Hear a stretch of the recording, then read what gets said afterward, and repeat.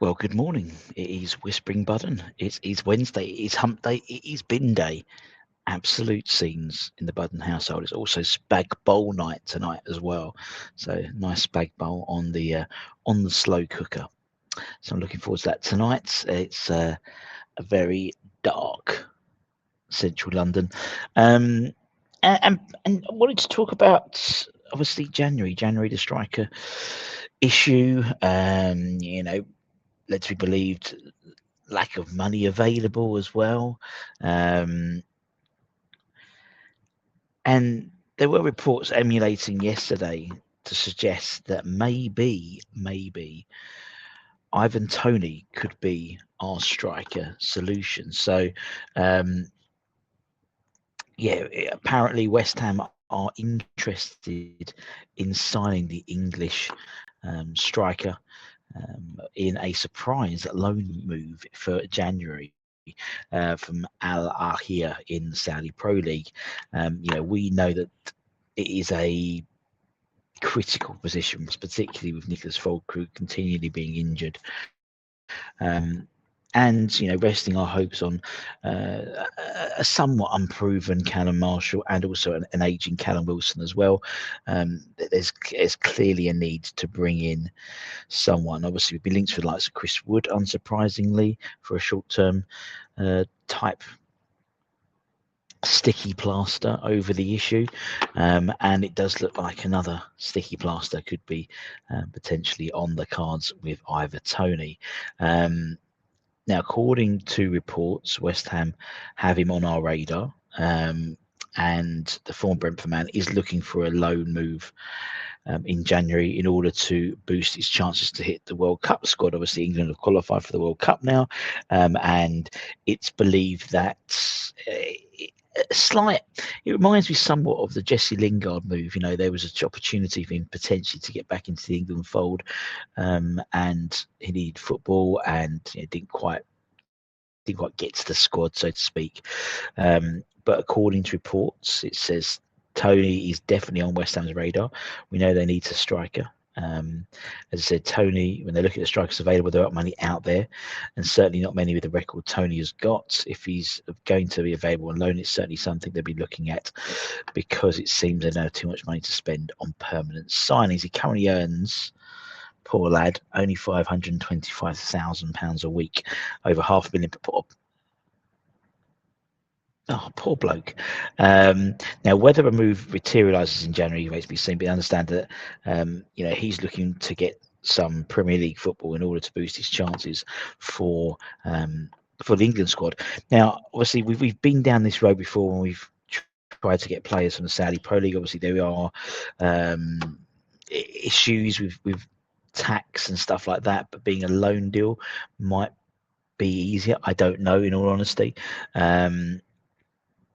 But he's the only one who really makes sense. If you're bringing in someone who's a January signing, a loan signing, you haven't necessarily got the time for them to hit the ground running.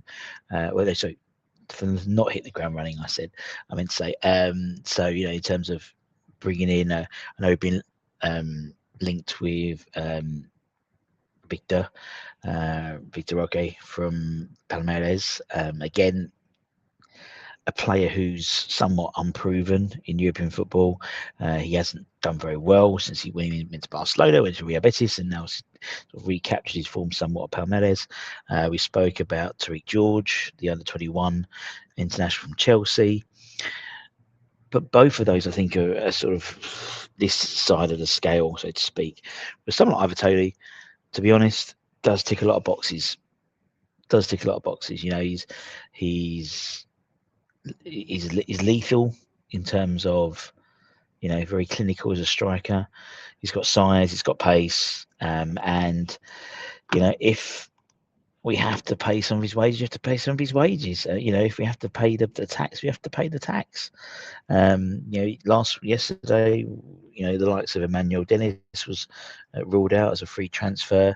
Obviously, we're linked with the likes of Samu as well, Joshua Zirkzee. So there's plenty of names, but for me, I think Ivan Toney is probably the only option.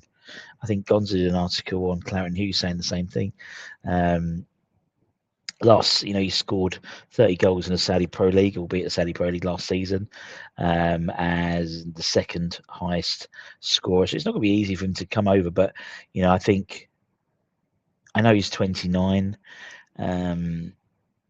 but for me, he's a guaranteed goal scorer. He's good with his back to goal. He's tall. He's athletic, and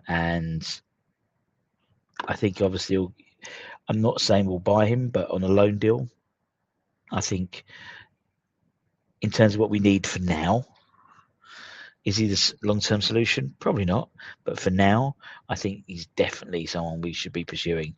And no doubt, if he's available, we should, not just us, I imagine, half a dozen sides in the Premier League will be wanting him as well. Even back to his old gaff in Brentwood. I meant Brentford. I can see that happening potentially.